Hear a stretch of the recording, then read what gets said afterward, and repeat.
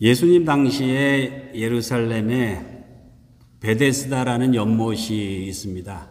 벳 플러스 헤세드 해서 헤세드의 집, 인자의 집, 자비의 집 그런 뜻이에요.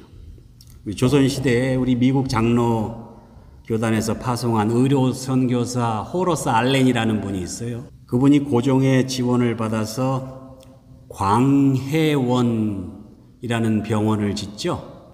광해, 넓은 은혜의 원, 집. 그게 베데스다예요. 베데스다를 한자어로 하면 광해원이 됩니다. 연못 주변에 5개의 전각을 세웠는데 가난과 질병으로 희망을 잃은 채 살아가던 많은 장애인들과 병자들, 거지들까지 다 모여들었습니다. 그런데 이 땅은 베데스다 연못에 천사가 내려와서 물을 이렇게 움직이게 하는데 그때 제일 먼저 물속에 들어가는 사람은 병을 고칠 수 있다. 아주 신기한 소문이 퍼졌어요. 예루살렘 통치자들에게 있어서 이 베데스다는요, 아주 적은 비용으로 가난하고 병든 사람들에게 최대한 생색을 낼 수 있는 아주 그럴듯한 복지 제도입니다. 또 길거리에서 살아가는 사람들에게는 비바람과 찬이슬을 피할 수 있는 아주 좋은 안식처이자 자신의 절망적인 운명을 뒤바꿀 수 있는 유일한 탈출구, 그게 베데스다예요. 마치 거대한 자본주의 수레바퀴에서 도태되고 소외되고 절망한 수많은 사람들이 한 끼 식사 대신에 복권을 한 장 사는 것으로 위안을 삼는 것처럼 이 베데스다는 예수님 당시 절망에 빠진 사람들이 혹시나 하고 마지막 행운을 찾아 모여드는 인생의 막다른 골목이었습니다. 그런데 거기에 우리 예수님이 오셨어요. 거기서 자신의 불행한 삶을 한탄하고 저주하며 살아가는 사람들, 다른 사람들을 원망하고 세상을 원망하면서 물이 움직이는 그 순간 혹시 자신을 물에 넣어줄 사람이 있는가? 그것을 38년 동안 기다려왔던 장애자를 우리 예수님께서 고쳐주셨습니다. 왜 예수님께서 예루살렘 베데스다에 오셔서 그 많고 많은 사람들 중에 하필이면 그 38년 된 병자를 고쳐주셨는지 다음과 같이 묵상해 보시겠습니다. 첫 번째, 예수님은 누구나 회복될 수 있는 베데스다를 원하셨습니다. 베데스다 연못에 물이 움직일 때 제일 먼저 물속에 들어가는 한 사람만 병고침을 받는 제도죠. 이상하지 않습니까? 만약 진짜 천사가 내려와서 물을 움직이게 했다면 물속에 들어가는 사람들이 다 고침을 받아야죠. 진짜 천사가 내려왔다면. 물속에 가장 빨리 먼저 들어가는 한 사람만 고침받는다면 이거 천사가 너무 무정한 거잖아요. 능력도 별로 없고. 어쨌든 물이 조금이라도 움직이는가 싶으면 베데스다 연못 주변에 장사진을 이루고 있던 사람들이 거의 모두가 다 연못에 몸을 던졌을 거예요. 그렇지 않겠습니까? 근데 병든 사람만 물속에 들어가려고 했을까요? 여러분들 생각은 어떠세요? 멀쩡한 사람들도 들어가려고 했을 거라고 저는 생각해요. 더 건강해지려고. 그렇다면 베데스다 연못에 물이 움직일 때 가장 먼저 들어갈 수 있는 사람은 어떤 사람이에요?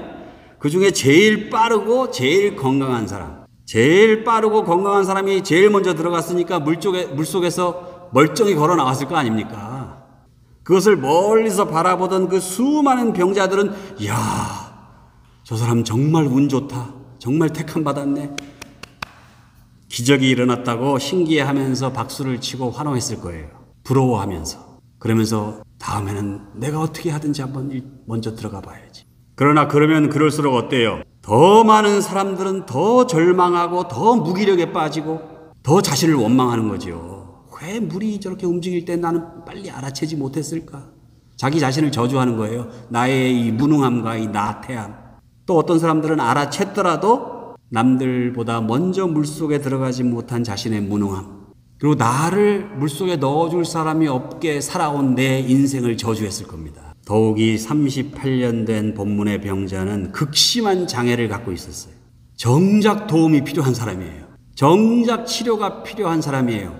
베데스다 연못에서 제가 생각하기에 예수님은 가장 도움이 필요한 사람을 선택해서 고쳐주신 거예요. 그는 절대 결코 38년 아니 380년을 기다린다 해도 연못에 물이 동할 때 제일 먼저 들어갈 수 없는 사람이었습니다. 이 미국의 복지제도 하에서도 정작 도움을 필요로 하는 사람은 도움받지 못하는 경우가 많아요. 받는다 해도 너무 까다로워요. 그리고 거짓말해야 돼요. 그래서 복지 혜택을 받기 위해서 변호사 도움을 받는 사람도 있어요. 본문에 38년 된 이 병자, 자기를 물속에 넣어줄 사람조차 없는 불행한 가족관계를 한탄하고 원망했을 거예요. 38년이나 병상에 누워 있었으니 주변에 누가 남아 있겠어요? 다 나가 떨어졌지. 그러니 어떤 경우에도 그는 물속에 가장 먼저 들어갈 수 없는 사람이에요. 그러면서 죽을 때까지 내가 누구누구 때문에 이런 삶을 살게 되었다고, 내가 무슨 사고 때문에 이렇게 살 수밖에 없었다고, 부모를 원망하고 배우자를 원망하고 형제를 원망하고 친구를 원망하고 내 나이와 내 처지와 내 운명을 원망하며 살 수밖에 없었던 바로 그 사람, 예수님은 바로 그 사람을 고쳐주셨습니다. 베데스다 연못 주변에 모여들었던 사람들 중에서 물이 움직일 때 결코 제일 먼저 물속에 들어가지 못할 사람, 그러나 가장 도움이 필요하고 치료가 필요했던 바로 그 사람을 찾아서 예수님은 치료해 주셨습니다. 한마디로 진정한 복지가 무엇인지를 보여주신 거예요. 8절에 보면 일어나 내 자리를 들고 걸어가라. 물이 움직일 때까지 기다리지 않아도, 물이 움직일 때 힘들게 뛰어들지 않아도 된다는 예수님의 선언입니다. 예수님은 누구라도 언제라도 고침받기를 원한다면 도움받을 수 있고 치료받을 수 있는 새로운 베데스다, 그것을 원하셨던 겁니다. 운이 좋은 한 사람, 제일 건강한 한 사람, 제일 빠른 한 사람만을 위한 베데스다가 아니라 우리 모두를 위한 베데스다. 마치 성령께서 한 사람한테만 임하시는 게 아니라 우리 모두에게 임하사 은사를 골고루 나눠주시는 것처럼 예수님이 원하셨던 베데스다는 1년 365일 24시간 도움이 필요한 사람, 병든 사람, 그들은 누구나 도움받고 치료받을 수 있는 진정한 베데스다를 원하셨던 거예요.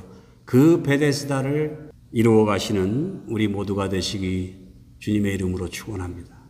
두 번째, 예수님은 꼴찌를 감싸주는 베데스다를 원하셨습니다. 베데스다에서 제일 먼저 물속에 들어간 한 사람만 고침받았는데 first come, first served, 선착순, 그것도 제일 빨리 물속에 들어가는 오직 한 사람만 치료받고 나머지 다른 사람, 모든 사람들은 다 허탕치는, 헛수고만 하는 그런 게 베데스다였죠. 가족들에게 버림받고 친구들은 다 떠나고 그들에게 갈아입을 옷이 있었을까요? 요새는 옷이 하도 많아서 걱정이지만 옛날에 겉옷은요, 한 벌 그게 재산이에요. 그런데 서둘러 물속에 들어가려면 그 겉옷을 벗고 할 틈이 있어요, 없어요? 아마 베데스다 연못에 있었던 사람들 전부 다 겉옷까지 입고 들어갔을 거예요. 옷이 다 젖었겠죠? 한 사람만 제외하고 물속에 들어간 모든 사람들은 다 옷이 젖었겠죠? 근데 그날이 추운 날이면 어떻게 돼요? 물속에 들어갔다가 온몸이 젖어서 감기 걸려서 폐렴으로 죽은 사람이 많았을 겁니다. 젖은 옷을 말리느라 밤새 추위에 떠는 사람들, 예수님 보시기에 얼마나 황당했겠어요. 얼마나 한심하고. 허황된 행운을 믿으며 평생 자기들끼리 경쟁하며 살아가는 불쌍한 장애자들, 불쌍한 병자들, 불쌍한 백성들을 향해 예수님께서는 오늘 본문에서 니들 그럴 필요 없어, 니들이 왜 그래야 돼, 이걸 선언한 겁니다. 서둘러 물속에 들어가지 않아도, 다른 사람들과 경쟁하면서 제일 먼저 물속에 뛰어들지 않아도 병 고칠 수 있다는 것을 보여주신 거예요. 그래서 예수님은 일부러 가장 물속에 들어가기 어려운 사람, 결코 자기 힘으로는 물속에 들어갈 수 없기 때문에 결국은 꼴찌 인생을 살 수밖에 없는 그 38년 된 병자를 치료해 주신 것입니다. 그랬더니 9절에 그 사람이 곧 나아서 자리를 들고 걸어가니라. 이제 더 이상 행운에 의존하지 않아도 돼요. 더 이상 연못 속으로 안간힘을 쓰면서 기어서 들어가려고 애쓰지 않아도 돼요. 물속에 들어가는 것을 도와줄 사람 없어도 돼요. 예수님께서는 물속에 들어가려고 다른 사람들을 밀치며 경쟁하지 않아도 누구나 치료받고 행복할 수 있는 베데스다를 원하신 것입니다. 서로 먼저 좋은 것을 얻으려고 시기하고 질투하며 경쟁하지 않아도 모두가 다 치료받고 모두 자기가 좋아하는 일을 하면서 굶지 않고 행복하고 건강하게 살 수 있는, 그래서 모두가 성공할 수 있는, 그래서 서로 축하해 줄 수 있는 그런 베데스다를 만들어 가시기를 우리 주님의 이름으로 축원합니다. 마지막으로 세 번째, 예수님은 모두가 건강하고 행복할 수 있는 베데스다를 원하셨습니다. 예수님께서 고쳐주신 38년 된 병자는 자기를 고쳐준 분이 예수님이라는 것을 몰랐어요. 나중에 예루살렘 성전에서 예수님을 만나게 되지요. 아마 38년 동안의 장애에서 벗어난 후에 그 기쁨과 감격으로 제일 먼저 한 일이 예루살렘 성전 안으로 들어가서, 장애인들은 들어갈 수 없으니까 이제 치료받았으니까 이제 예루살렘 성전에 들어가 하나님께 예배를 드린 것 같습니다. 14절에 보니 그 후에 예수께서 성전에서 그 사람을 만나 이르시되 보라 내가 나았으니 더 심한 것이 생기지 않게 다시는 죄를 범하지 말라 하시니, 그러자 그 사람이 유대인들에게 가서 자기를 고친 이는 예수라 하니라. 누가 고쳐줬는지도 몰랐어요. 처음에는. 나중에 예루살렘 성전에서 예수님을 만난 후에 알게 된 거예요. 그런데 이 예수님이요, 그 38년 된 자기가 고쳐준 그 병자가 나음받은 사실에서 나는 이제 할 일 다 했다 이렇게 하신 게 아니잖아요. 혹시 그가 추후에라도 혹시라도 다시 겪게 될지도 모를 질병이나 장애에 관심을 가지신 겁니다. 그래서 다시는 그런 재난과 그런 불행, 그런 질병을 겪지 않도록 조심해라. 당부의 말씀을 하시잖아요. 저는 이게 얼마나 귀한 당부의 말씀인지 모릅니다. 예수님은 38년 된 병자가 나음을 받았다는 그 사실보다 그가 추후에 혹시라도 또 그런 질병에 걸려서 다시 불행한 삶으로 돌아가지 않을까, 질병에 대한 예방, 재난과 불행에 대한 예방에 더 큰 관심을 가졌다는 사실이죠. 진정한 복지는 이미 재난과 불행을 당한 사람들 구제하는 데서 끝나는 게 아닙니다. 앞으로 당할지도 모를 재난과 불행을 예방하는 거예요. 그러나 공교롭게도 예수님께서 38년 된 장애인을 고쳐주신 날이 안식일이에요. 그러므로 안식일에 이러한 일을 행하신다 하여 유대인들이 예수를 박해하게 된지라. 유대인들이 예수님을 박해하기 시작한 것이 예수님이 안식일을 어겼기 때문이라고 기록하고 있습니다. 그런데 그것은 어디까지나 표면적인 이유이고 더 궁극적인 이유는 예루살렘의 지배자들이 그나마 생색을 내고 가난하고 병든 사람들을 속여왔던 베데스다 시스템을 예수님께서는 무용지물로 만드셨기 때문입니다. 예수님께서 물속에 제일 먼저 들어가는 한 사람만을 위하여 그에게 혜택을 주기 위해 그렇게 만들어진 위선적인 베데스다 복지 시스템을 거부하시고 몸이 불편해서 물속에 들어가지도 못하고 다른 사람들과 경쟁하지도 못하는 사람들, 경쟁 자체가 불가능한 사람들, 그 모두를 위해 전혀 새로운 베데스다를 선언하셨기 때문입니다. 그리고 그 희망의 베데스다에서는 질병과 장애에 얽매인 사람들을 고쳐주는 것도 필요하지만 추후에 다시 찾아올지 모를 질병과 불행과 비극을 예방하는 것이 더 중요했던 거예요. 그래서 재난의 극복은, 질병의 극복은, 불행의 극복은 공동체의 노력과 희생과 헌신을 요구합니다. 예수님께서는 38년 된 병자가 또다시 베데스다로 돌아가 거기서 생을 마감하기 원치 않으셨어요. 미국이나 한국이나 복지제도가 많이 개선되고는 있지만은 여전히 예루살렘 베데스다와 많이 닮아 있습니다. 진짜 가난하고 병들고 장애가 있는, 그래서 그 누구의 도움도 받지 못하는 그런 사람들은 다 길거리에 나가서 헤매고 있고, 오히려 건강하고 영악하고 경쟁력이 있는 사람들만 먼저 물속에 들어가서 정말 도움이 필요한 사람들이 받아야 할 그것까지도 빼앗는, 그들이 받아야 할 혜택까지도 내가 누려버리는 그런 시스템이에요. 예수님이 베데스다에 오셔서 하신 일은 단순히 장애인 한 사람을 고쳐주신 것이 아닙니다. 부패하고 불공정한 베데스다가 아닌 보다 정의롭고 공의롭고, 그래서 정말 힘없고 가난하고 약한 사람들이 혜택을 받을 수 있는 그런 상생의 공동체를 선포하신 것입니다. 이런 예수님의 노력은 이미 빈부의 격차가 극심했던 기원전 9세기 북이스라엘 아합 시대 엘리야와 엘리사를 비롯한 선지자들을 통해서 시작됐죠. 그리고 기원전 8세기 공법을 물같이 정의를 하수같이 흐르게 하라는 아모스 선지자, 미가 선지자, 이사야 선지자를 이어서 기원 1세기 세례 요한에 이르기까지 공의롭고 정의롭고 평등한 공동체 운동으로 계승되었습니다.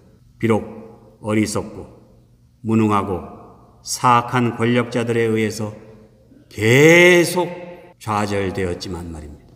그리고 오늘 요한복음 본문에서 예수님께서는 다시 등장하십니다.